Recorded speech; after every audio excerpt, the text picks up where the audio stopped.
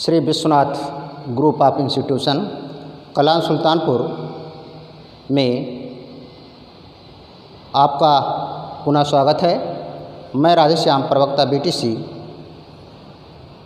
आज हम डीएलएड चतुर्थ सेमेस्टर में हिंदी विषय को पढ़ाएंगे।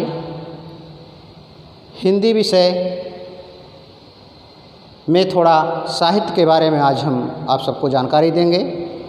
हिंदी साहित्य क्योंकि कहा जाता है कि साहित्य ही समाज का दर्पण है। साहित्य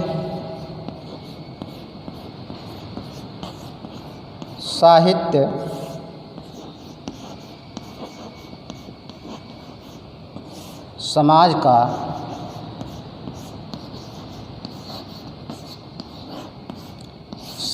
समाज का दर्पण है।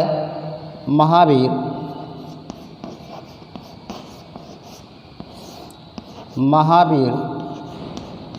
प्रसाद द्विवेदी के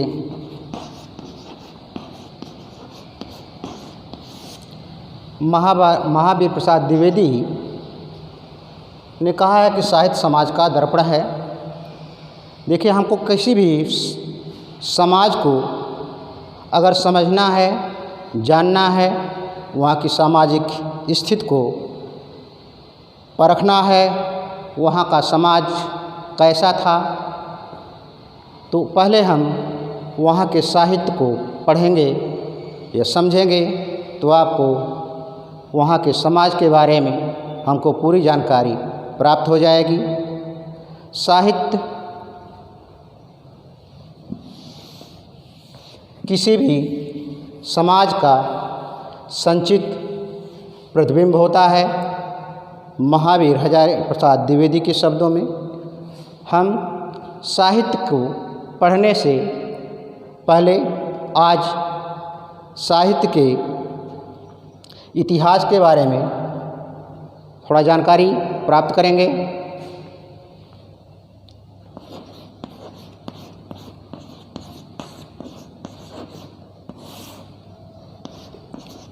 हिंदी साहित्य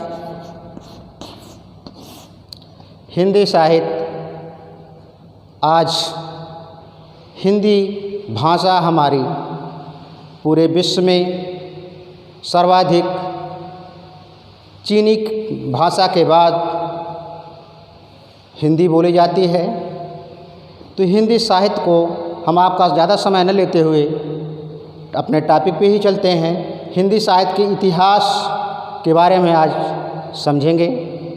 हिंदी साहित्य को इतिहास को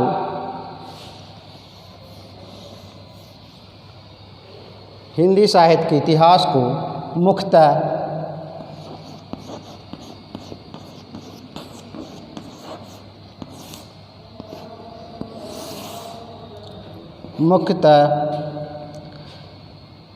पद्य,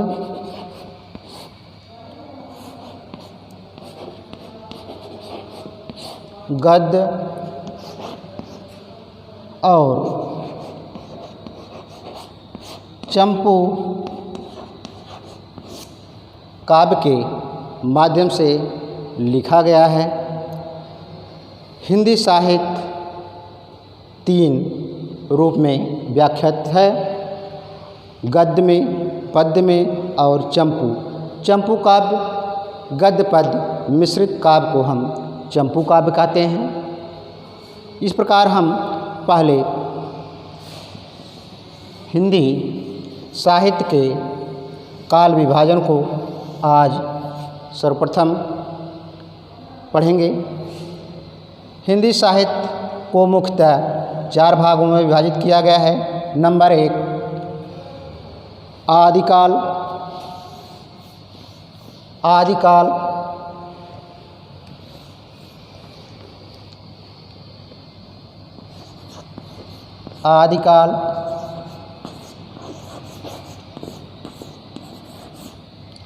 आदिकाल नाम डॉक्टर हजारी प्रसाद द्विवेदी ने दिया है।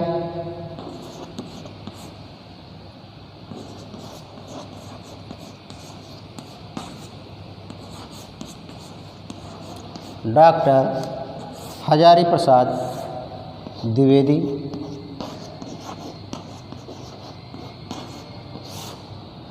डॉक्टर हजारी प्रसाद द्विवेदी ने दिया है। इसी आदिकाल को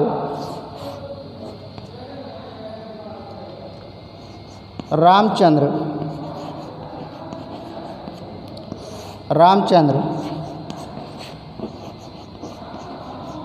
शुक्ल ने वीर गाथा काल,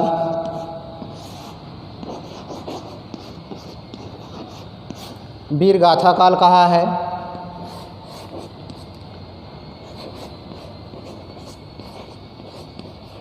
राहुल संकृत्यायन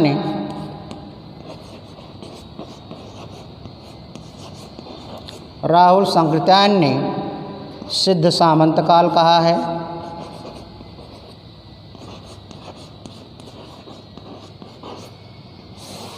सिद्ध सामंत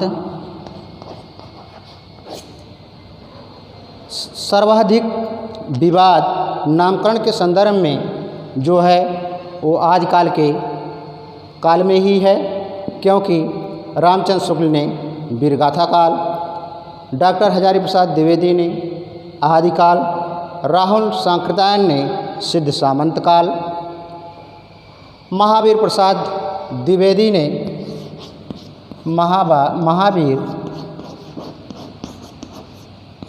महावीर प्रसाद द्विवेदी ने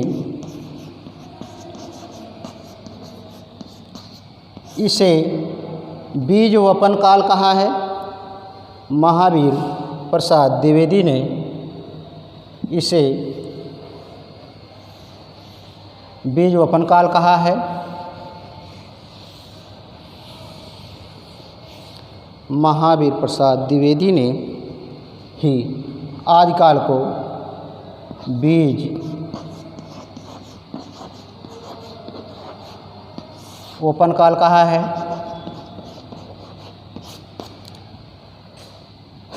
डॉक्टर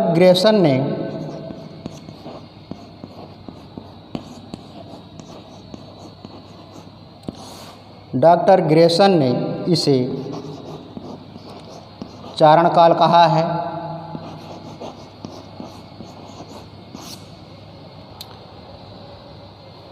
और इस सब विद्वानों से डॉक्टर रामचंद्र शुक्ल का वीरगाथा काल सर्वाधिक प्रसिद्ध माना गया है।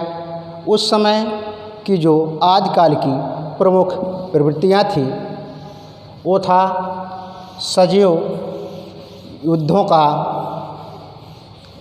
चित्रण, क्योंकि सबसे पहले इस्लाम आक्रमण, राजाश्रित जितने भी राजा के कबीर आते थे वे अपने राजा की प्रशंसा में उनके यशों का गुणगान करते थे और उन्हीं के आश्रित यानी उनके युद्धों का वो जहाँ जहाँ युद्ध करते थे उनके साथ युद्ध में भाग लेते थे और उनकी वीरता का वर्णन अपने काव्य के माध्यम से किया करते थे। हम ज़्यादा समय न लेते हुए आपको आदिकाल के बारे में अधिकतर जानकारी हो गई है। जो मुख्य बिंदु थे उनको जानकारी हो गई। हम चलते हैं अब भक्ति काल। भक्ति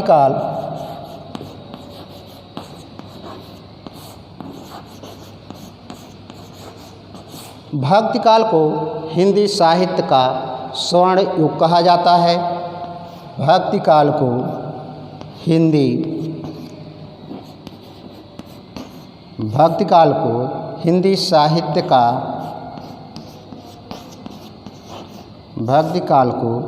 साहित्य का स्वर्ण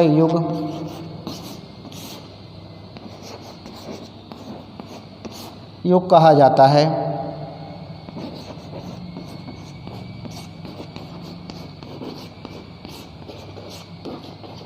ग्रेसन ने हिंदी साहित्य को युग को स्वर्ण युग कहा है। हिंदी साहित्य में भक्ति काल का प्रमुख स्थान है। भक्ति काल को मुख्यतः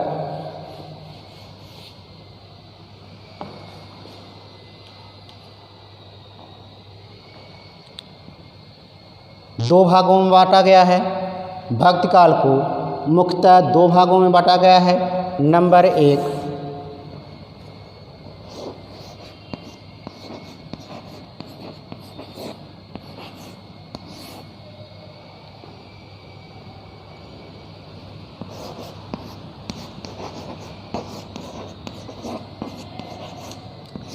सगुण भक्ति शाखा और निर्गुण भक्ति शाखा। इसमें भी मुख्यतः दो भेद हो जाते हैं। नंबर 1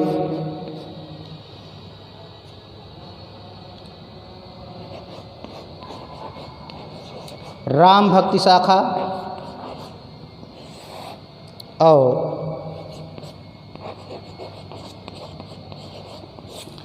कृष्ण भक्ति शाखा। राम भक्ति शाखा में के प्रमुख कवि गोस्वामी तुलसीदास, जिनकी प्रमुख रचना आप सब जानते हैं रामचरितमानस। और कृष्ण भक्ति शाखा के अंतर्गत महाकवि सूरदास का प्रमुख स्थान है। कहा भी जाता है कि सूर सूर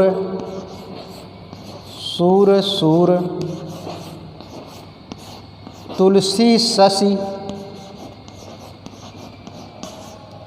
सूर सूर तुलसी शशि, तुलसी शशि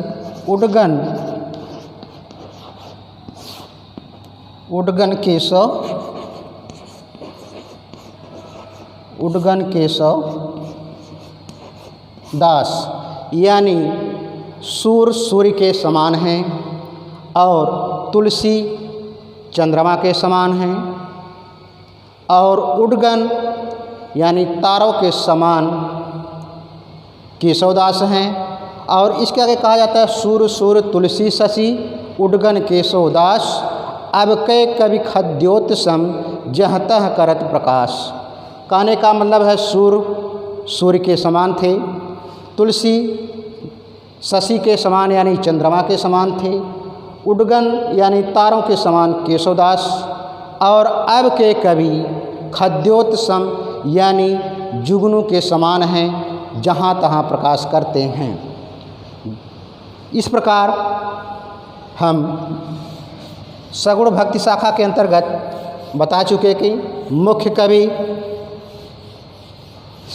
कृष्ण भक्ति शाखा के अंतर्गत कृष्ण सूरदास हैं और राम भक्ति शाखा के प्रमुख कवि गोस्वामी तुलसीदास हैं। निर्गुण भक्ति शाखा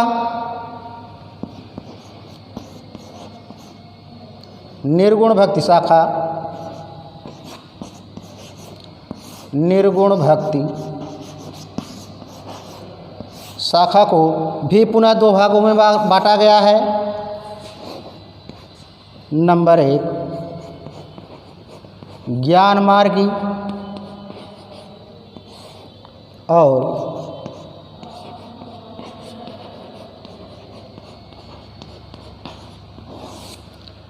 मार्गी और प्रेम मार्गी। ज्ञान मार्गी के प्रमुख कवि कबीरदास हैं, जो कि सर्वविदित है। कबीरदास निर्गुण भक्ति शाखा के ज्ञान मार्गी के प्रमुख कवि हैं। उसी प्रकार प्रेम मार्गी, इसी को ज्ञान मार्गी या ज्ञान आश्रयी कहते हैं। ज्ञान मार्गी को ज्ञान आश्रयी नाम से भी जाना जाता है और प्रेम मार्गी को प्रेम आश्रयी के नाम से भी जाना जाता है। इस प्रकार ज्ञान मार्गी के जिस तरह कबीरदास का स्थान है, उसी प्रकार प्रेम मार्गी में जायसी जी का प्रमुख स्थान है।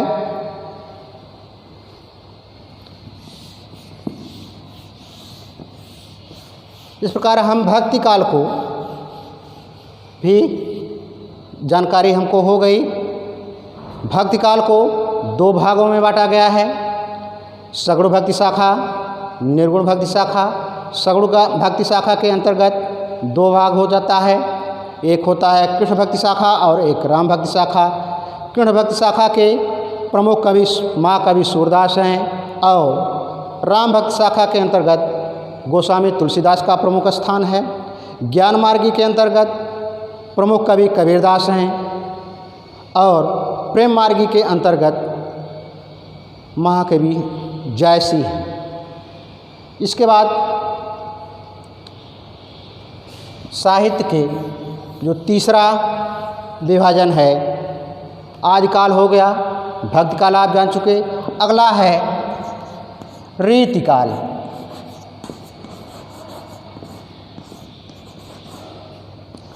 रीतिकाल नाम दिया है डॉक्टर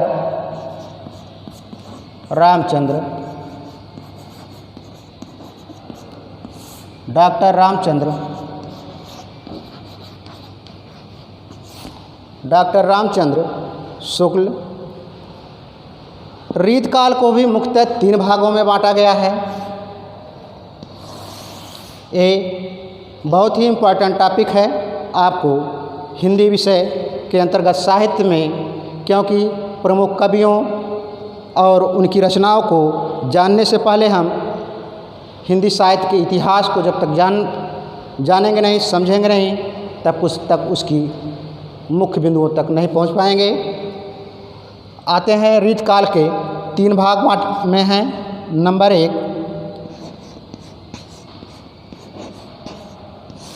रीतिबद्ध।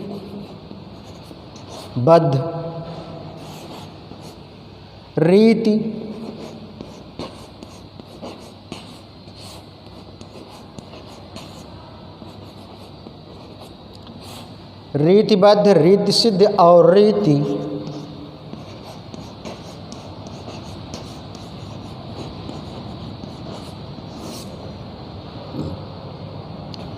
रीतकाल को 3 भागों में बांटा गया है, रीतिबद्ध, रीति सिद्ध और रीति मुक्त। रीति सिद्ध के मात्र एक कवि हैं बिहारी। बिहारी के बारे में आप लोग जानते ही हैं, उनके बारे में चर्चित है उनका दोहा, सतसया के दोहरे ज्यों नावक के तीर, देखन में छोटन लगे घाव करे गंभीर। तो रीत सिद्ध के एक प्रमुख कविवर बिहारी हैं, जिनका कि रीत काल के अंतर्गत रीत सिद्ध का काव्य में शाखा के अंतर्गत इनका प्रमुख स्थान है। इसके पूर्व और भी जितने कवि हैं,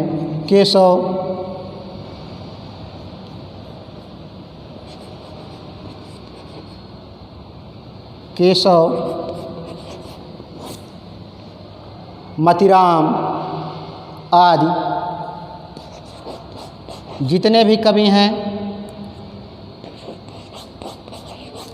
ये सब रीतिबद्ध का तात्पर्य होता है रीति रिवाजों के अनुसार रीति में बंधे हुए उस समय की शासन व्यवस्था जो चल रही थी, राजाओं के यहाँ जो भी व्यवस्था शासन व्यवस्था थी, उसके अनुरूप उससे प्रतिबद्ध होकर इन्होंने रचनाएं की।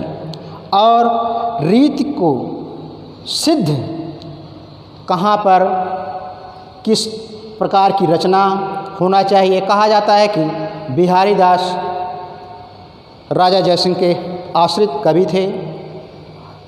राजा जयसिंह की शादी नई हुई थी, उन्होंने अपनी नई नवेली दुल्हन के साथ राजपाट को छोड़ के भोग विलास में व्यस्त थे और बिहारी ने एक दोहा राजा जयसिंह के पास भेजा कि अली कली से हे बधो आगे कौन हवाल। इस दोहे को बिहारी के इस दोहे से राजा जयसिंह बहुत प्रभावित हुए और उन्होंने भोग विलास को छोड़कर पुनः राजपाट में को संज्ञान में लिया और सही ढंग से सुचारू ढंग से राजपाट का संचालन किया।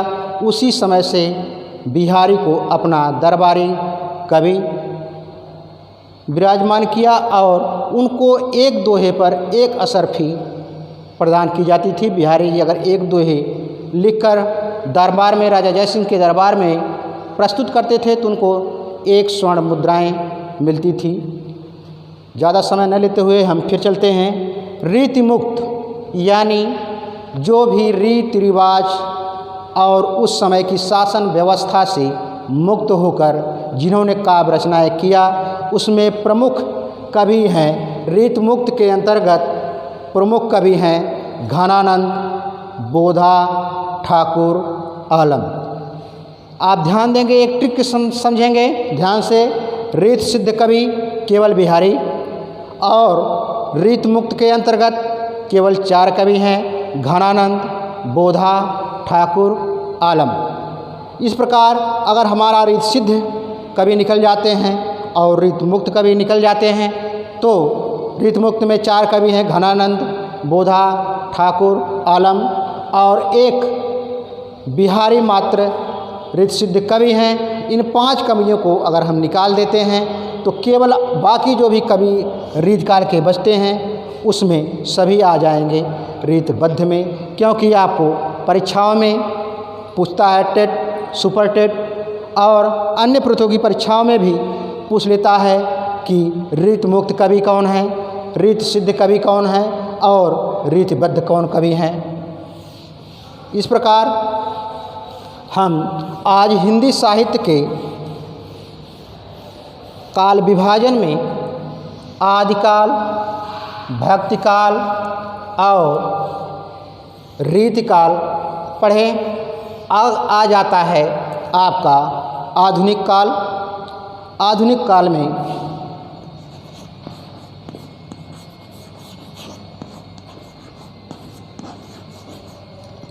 आधुनिक काल में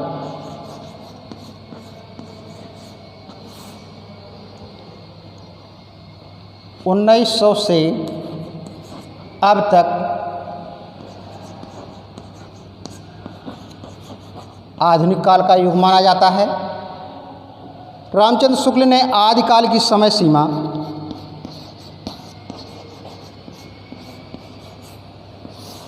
1050 से 1375,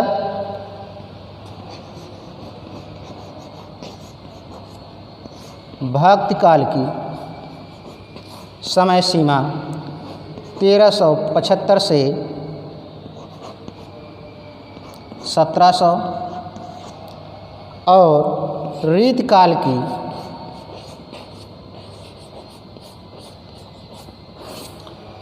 की समय सीमा 1700 से 1900 तक निर्धारित की है और आधुनिक काल 1900 से लेकर अब तक। और एक चीज़ ध्यान देंगे आप, जब भी हमें कभी संवत से सन निकालना हो तो हम संवत में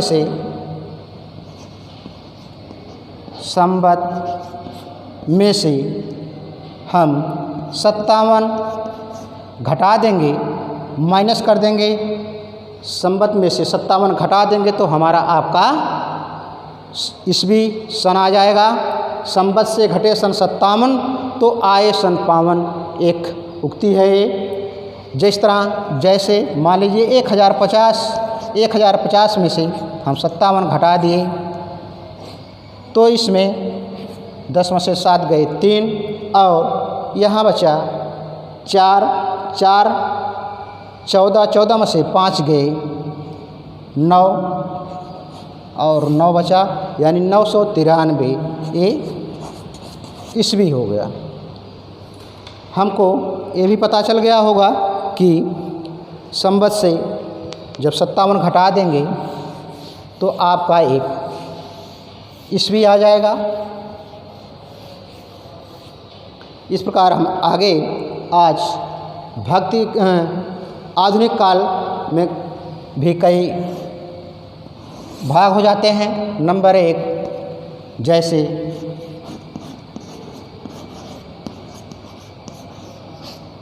भारतेंदु युग,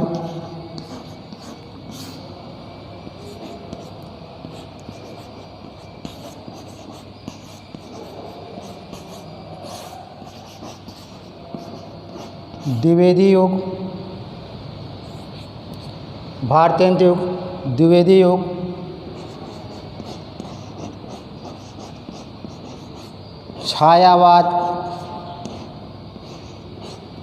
छायावाद युग और इसके बाद प्रगतिवादी,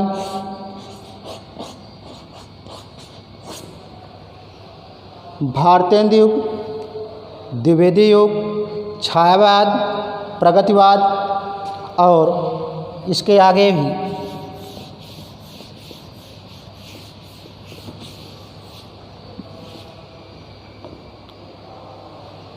प्रगतिवादी, प्रयोगवाद, इसके प्रमुख कवि हैं सच्चिदानंद, हीरानंद, वात्स्यायन, अज्ञेय।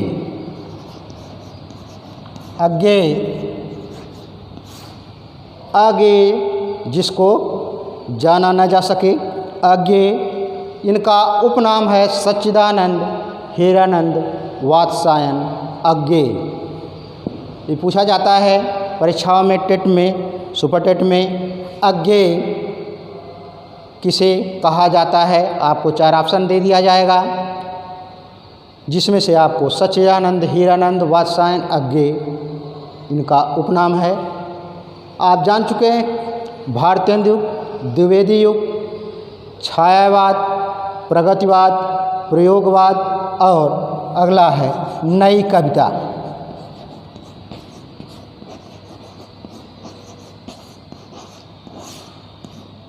नई कविता। इस प्रकार आधुनिक काल में भी कई पाठ हो जाते हैं, कई भाग समझने के लिए।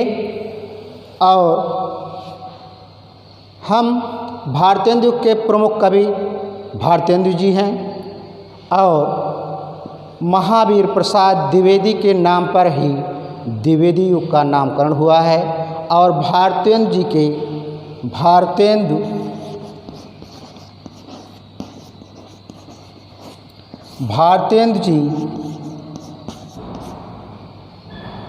जी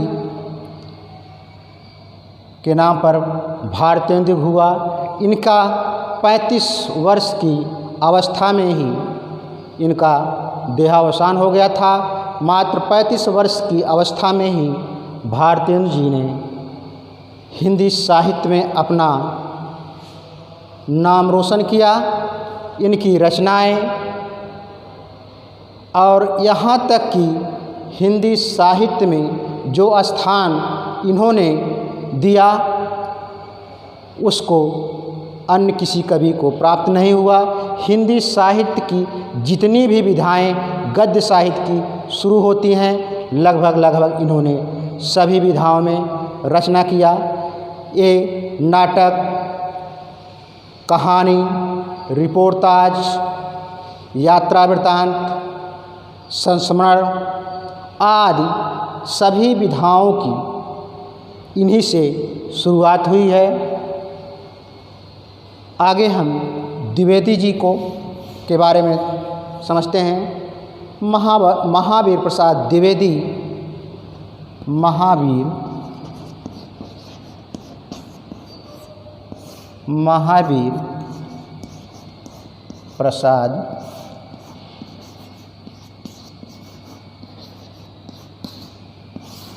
महावीर प्रसाद द्विवेदी युग के बहुत प्रसिद्ध कवि हैं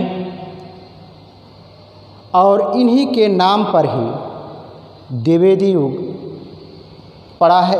हिंदी साहित्य में द्विवेदी युग का नामकरण महावीर प्रसाद द्विवेदी के नाम पर ही हुआ है। और इनकी एक प्रमुख पत्रिका थी सरस्वती। ध्यान देंगे। बहुत ही चर्चित पत्रिका थी और द्विवेदी की प्रमुख पत्रिका थी। इसमें सभी कवियों को प्रमुख स्थान दिया जाता था और इन्होंने ही हिंदी साहित्य में खड़ी बोली का रचनाओं को करने के लिए सभी कवियों को प्रेरित किया, क्योंकि इन्होंने ही महावीर प्रसाद द्विवेदी की ही कहने पर मैथिली शरण गुप्त, जो कि हमारे राष्ट्र कवि हैं, मैथिली शरण गुप्त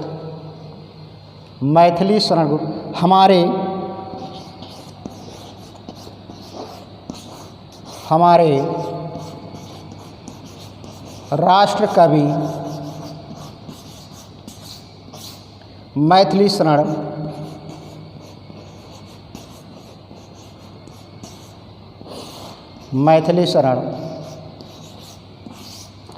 गुप्त जी हैं। मैथिली शरण गुप्त जी ने को महावीर प्रसाद द्विवेदी जी की प्रेरणा से ही इन्होंने नारी पर काव्य रचनाएँ न होने की दृष्टि से ने महावीर प्रसाद द्विवेदी ने सभी कवियों से कहा कि आप सभी लोग नारी समाज को एक नया स्थान दें और समाज में नारी की महत्ता को बढ़ाएं।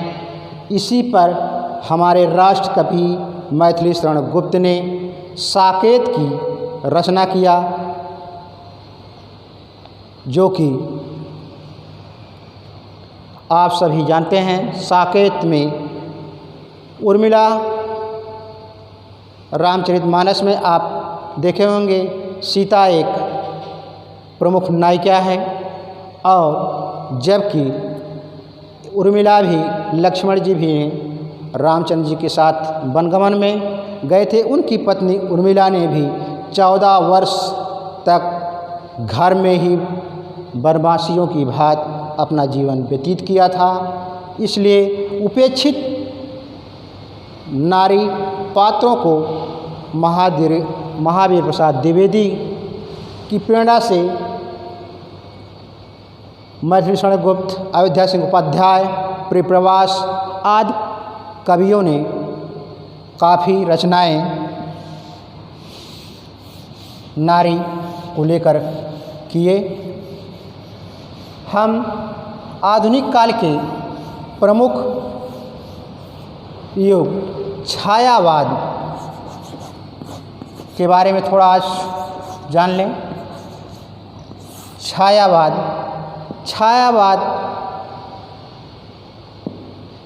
रामकुमार वर्मा के शब्दों में, जब आत्मा की छाया परमात्मा की में और परमात्मा की छाया जब आत्मा में पड़ती है तो उसे छायावाद कहते हैं। छायावाद का तात्पर्य देखिए, उस समय हमारा देश गुलाम था और अंग्रेजी शासन व्यवस्था अपने चरम सीमा पर थी। उस समय कोई भी कवि अपनी रचना सीधे सीधे न कहकर काव्य के माध्यम से ही उन्होंने जनता को समझाने का काम और अंग्रेजी साम्राज्य को समाप्त करने के लिए प्रेरित किया काव्य के ही माध्यम से। छायावाद के प्रमुख कहा जाता है चतुष्टयी। छायावाद के चतुष्टयी में प्रमुख स्थान, छायावाद के चतुष्टयी में प्रसाद का मतलब जयशंकर प्रसाद, प्रसाद का मतलब जयशंकर प्रसाद, जयशंकर प्रसाद,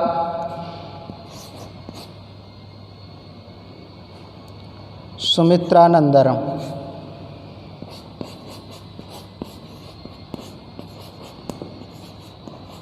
सुमित्रानंदन पंत, निराला,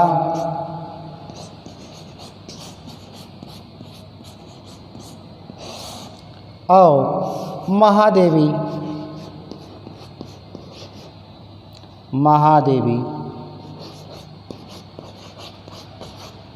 वर्मा। छायावाद के ये चतुष्टयी हैं, 4 स्तंभ हैं। छायावाद के 4 स्तंभ हैं, प्रसाद, पंत, निराला और महादेवी वर्मा। और इस प्रकार, और इसमें एक चीज़ और ध्यान देंगे, कंपटीशन में आपके नेट, जेआरएफ और सभी प्रतियोगी परीक्षाओं में पूछा जाता है। इन्हीं को ब्रह्मा,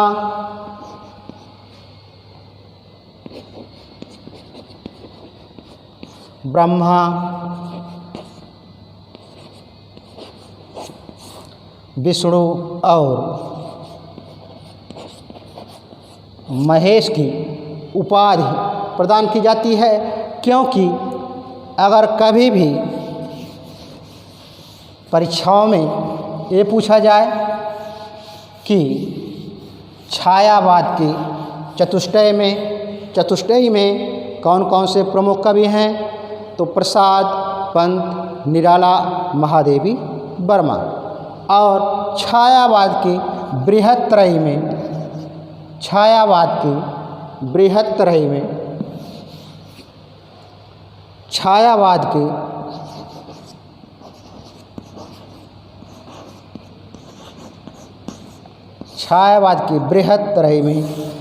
प्रसाद,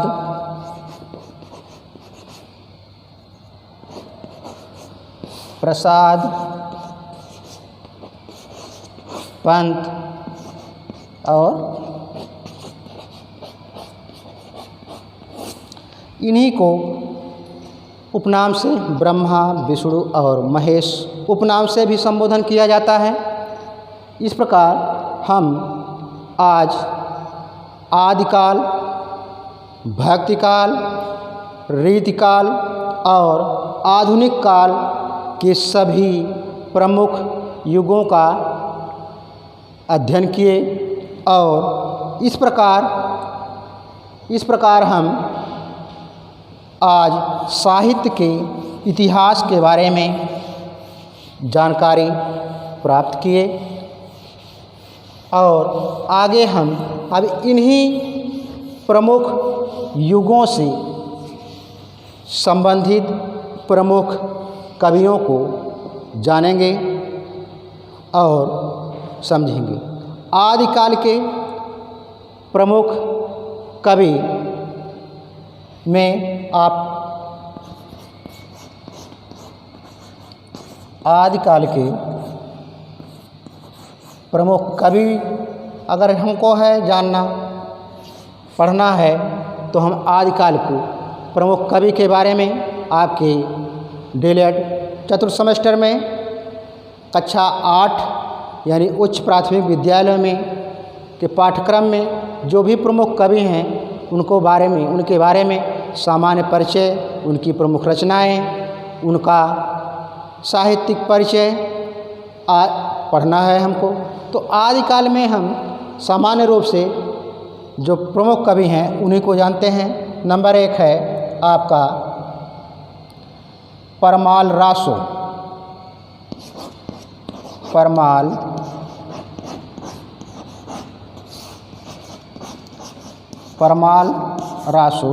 यह जगनिक परमाल रासो की ही आल्ह खंड भी कहा जाता है। आल्ह खंड यानी आल्हा, जो कि सावन महीने में बरसात के मौसम के बाद उसी समय आल्हा आज के समय में चर्चित है। इसकी प्रमुख पंक्तियां हैं 12 बरस ले कुक्कुर जिए और 13 बरस ले जिए सियार, 12-18 छत्री जिए और आगे के जीवन है धिक्कार। तो ये प्रमुख पंक्तियाँ जगनिक की ही है। याद रखेंगे परमाल रासो की है। और आप जानते हैं पृथ्वीराज रासो, पृथ्वीराज रासो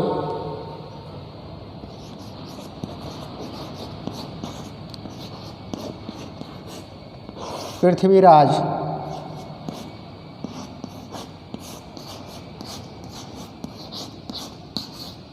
पृथ्वीराज रासो चंद बरदाई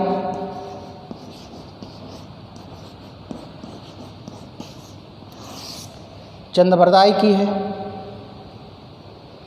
पृथ्वीराज चौहान का राजाश्रित कवि थे चंद बरदाई, और उन्होंने ही पृथ्वीराज रासो की रचना की है।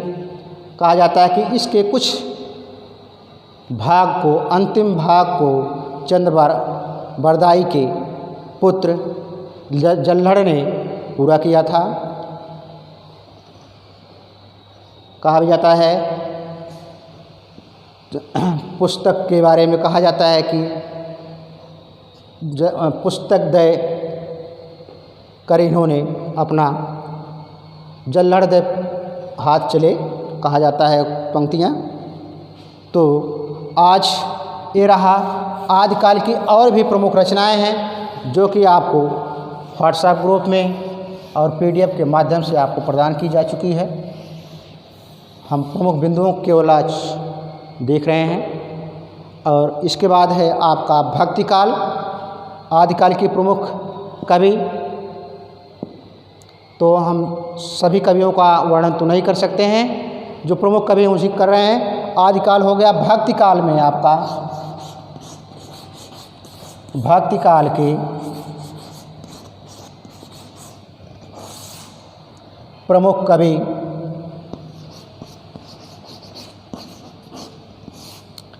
फिर एक बार हमने काल में वर्णन करते हुए ये आपको बताया है कि भक्तिकाल को दो भाग हैं, सगुण भक्ति शाखा और निर्गुण भक्ति शाखा। तो सगुण भक्ति शाखा के अंतर्गत हम आज देखते हैं। सगुण भक्ति शाखा में, सगुण भक्ति शाखा के अंतर्गत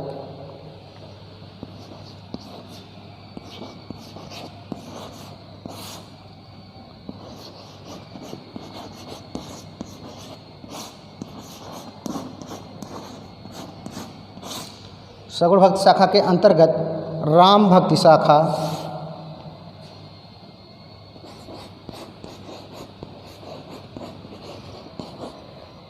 राम भक्ति शाखा और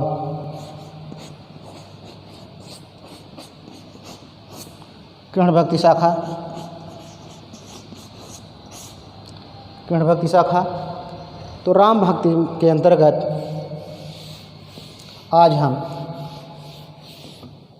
गोस्वामी तुलसीदास की प्रमुख रूप से उनका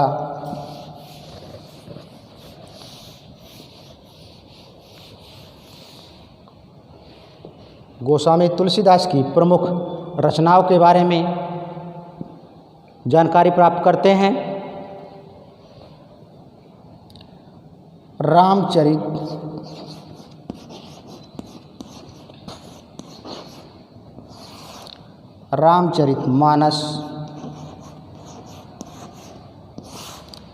रामचरितमानस गोस्वामी तुलसीदास की प्रमुख रचना है।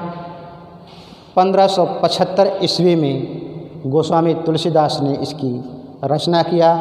ये श्रृंगार और वीर रस प्रधान रचना है। और ये भी इम्पॉर्टेंट है कि रामचरितमानस अक्सर प्रतियोगी परीक्षाओं में पूछा जाता है कि रामचरितमानस किस भाषा में लिखा गया है, किस भाषा में लिखा गया। तो ये अवधी भाषा में लिखा गया है। अवधी भाषा की वैश्वाणी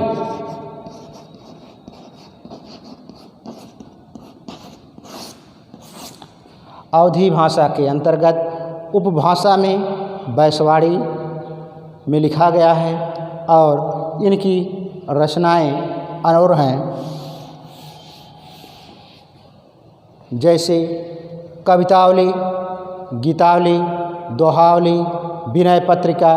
ध्यान देंगे एक बहुत इम्पॉर्टेंट कि अक्सर परीक्षाओं में पूछा जाता है कि विनय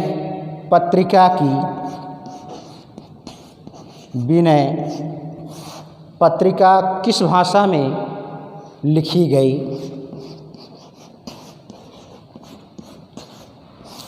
किस भाषा में लिखी गई? किस भाषा में लिखी गई है? तो विनय पत्रिका आप ध्यान देंगे, समझने की बात है।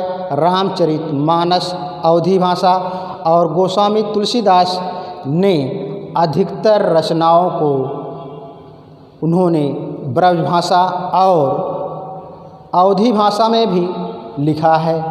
तो मुख्यतः उनकी रचनाएं अवधी भाषा में है, लेकिन विनय पत्रिका ब्रज भाषा में लिखी गई है।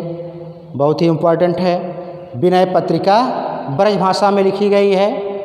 और विनय के पद है, जैसे इनकी पंक्ति है, ऐसे को उदार जगमाही बिनु सेवा जो द्रमहि दीन। ऐसे को उदार जगमाही बिनु सेवा जो द्रमहि दीन, राम सरिस को नाही। यानी ऐसे राम का उदार जो बिना किसी प्रकार की सेवा किए गरीबों पे, दीन दुखियों पर प्रसन्न हो जाते हैं। और भी इनकी रचनाएं हैं, रामलला नैच्छु, पार्वती मंगल, जानकी मंगल, बैराग संदीपनी और हनुमान बाहुक। हनुमान बाहुक का मुख्य रूप से ये है कि इन्होंने तुलसीदास ने अपनी बाहु पीड़ा से प्रेरित होकर हनुमान बाहु की रचना की थी। इस प्रकार हम आज रामचरितमानस के प्रमुख कवि गोस्वामी तुलसीदास, जो कि सगुण भक्ति शाखा के अंतर्गत राम भक्ति शाखा में प्रसिद्ध स्थान है गोस्वामी तुलसीदास। और इसी प्रकार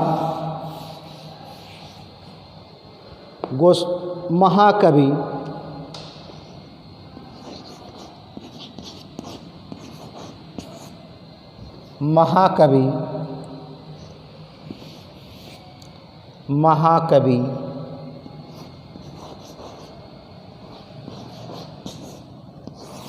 सूरदास,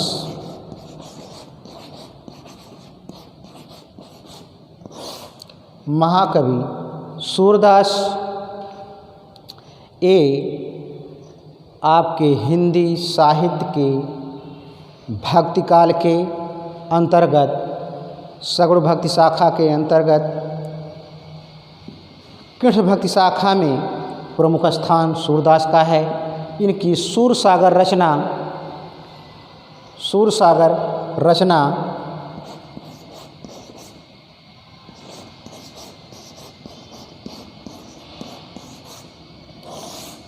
और सूरसागर रचना इनकी प्रसिद्ध है। जिस प्रकार की गोस्वामी तुलसीदास का रामचरितमानस है, उसी प्रकार सूरदास की प्रमुख रचना सूरसागर है। और एक चीज़ ध्यान देने की है कि जितने भी कृष्ण काव्य रचित हैं उसका उपजीव्य काव्य सूरसागर ही है। यानी कृष्ण भक्ति के, यानी कृष्ण के उपासक जितने भी कवि हैं सभी का उपजीव्य काव्य सूरसागर ही है। इस प्रकार भक्ति काल के अंतर्गत हम आज सगुण भक्ति शाखा के अंतर्गत राम भक्ति और कृष्ण भक्ति शाखा को पढ़े। ठीक उसी प्रकार हम आज सगुण निर्गुण भक्ति शाखा के अंतर्गत हम निर्गुण भक्ति शाखा के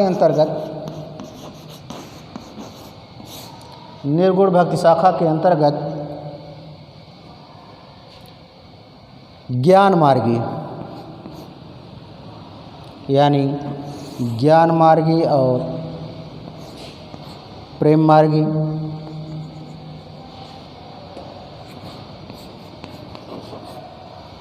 ज्ञान मार्गी और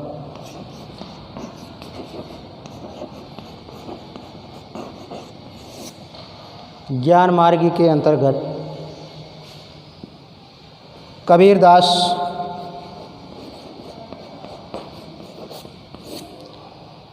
ज्ञान मार्गी के अंतर्गत कबीरदास का प्रमुख स्थान है। कबीरदास के बारे में किंवदंती है कि इनके माता पिता नहीं थे। एक जुलाहे नीरू और नीमा नामक दो जुलाहे थे और बनारस के निकट लहर तारा नामक स्थान पर उसी तालाब के निकट इन्होंने कहा जाता है कि कोई विधवा ब्राह्मणी के गर्भ से जन्म हो जाने के कारण इनको तालाब के किनारे फेंक दिया गया था, जिसको नीरू और नीमा नामक जो जुलाहे लाकर उनका पालन पोषण किए। और आगे चलकर कबीरदास ने ही ज्ञान मार्गी के प्रमुख कवि हुए। कबीरदास का जन्म 1398 और मृत्यु 1420। कुछ विद्वानों में मतभेद है। और इनकी प्रमुख रचना है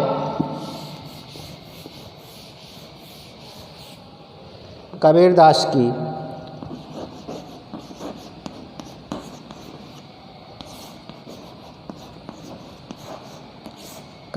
की प्रमुख रचना है बीजक।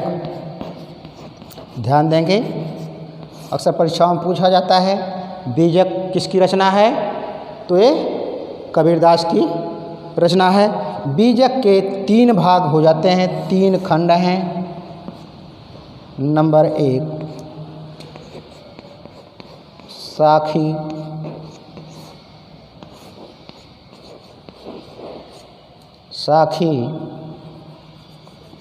शबद,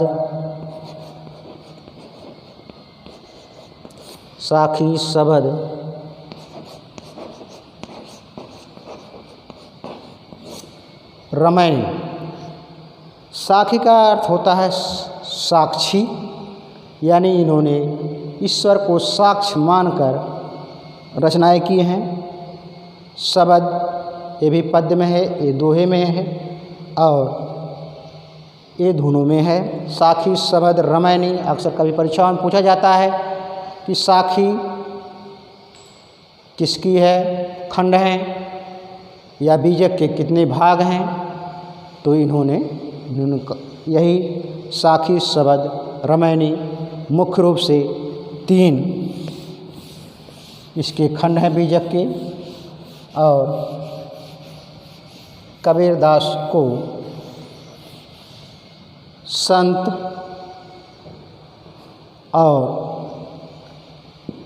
संत कम कहा जाता है और कहा जाता है एक समाज सुधारक, क्योंकि इन्होंने सभी समाज के सभी वर्गों का यानी सत्यता पे इन्होंने अधिक बल दिया है, ईश्वर को सत्य माना है। और उन्होंने कहा है कि दशरथ,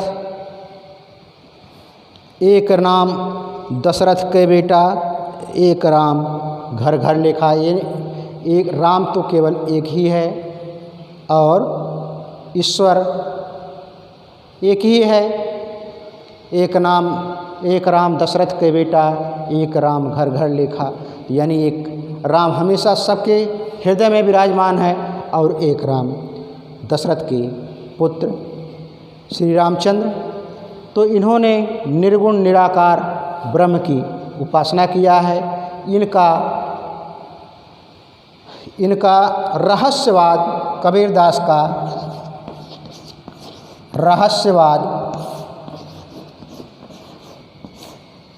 का रहस्यवाद बहुत ही प्रसिद्ध है, क्योंकि इनकी ये पंक्ति है, जल में कुंभ जल में कुंभ, कुंभ में जल में कुंभ, कुंभ में,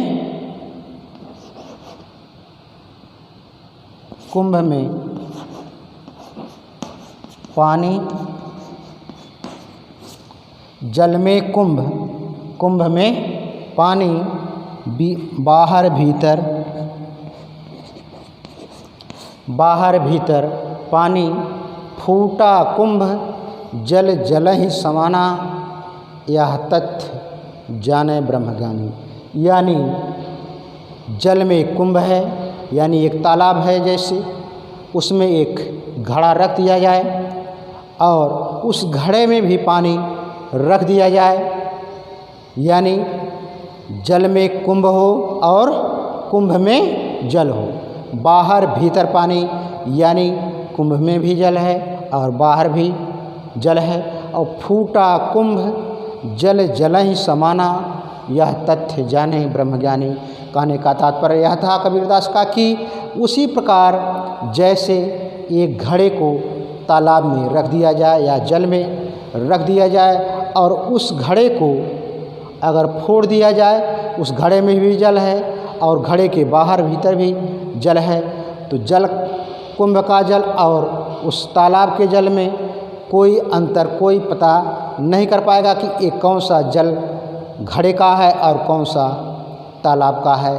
ठीक उसी प्रकार आप हमारे शरीर में ईश्वर विद्यमान है, निराकार रूप में ईश्वर विद्यमान है, और हमारे घर से इस आत्मा को निकल जाने से और आत्मा और परमात्मा का जब योग हो जाता है तो उसमें हम ये नहीं पता कर पाते हैं, यह नहीं पता चलता कि कौन सा है, इसमें कोई भेद हम नहीं कर पाते हैं। कबीरदास और उन्होंने चाहे कोई भी धर्म रहा हो, उन्होंने ईश्वर की हो सत्य माना और उसी को सत्य मान कर ही उन्होंने जितने भी काव्य रचनाएँ, गोष्ठियाँ की कहा जाता है मस कागज छुओ नहीं, कलम गयो नहीं हाथ, तो कहा जाता है कि कबीरदास ने कलम को कभी पकड़ा ही नहीं था। अब वो कितने विद्वान कवि थे, ये हम इसी से अंदाज़ा लगा सकते थे कि कबीरदास उस समय के कितने प्रमुख कवि थे। धन्यवाद।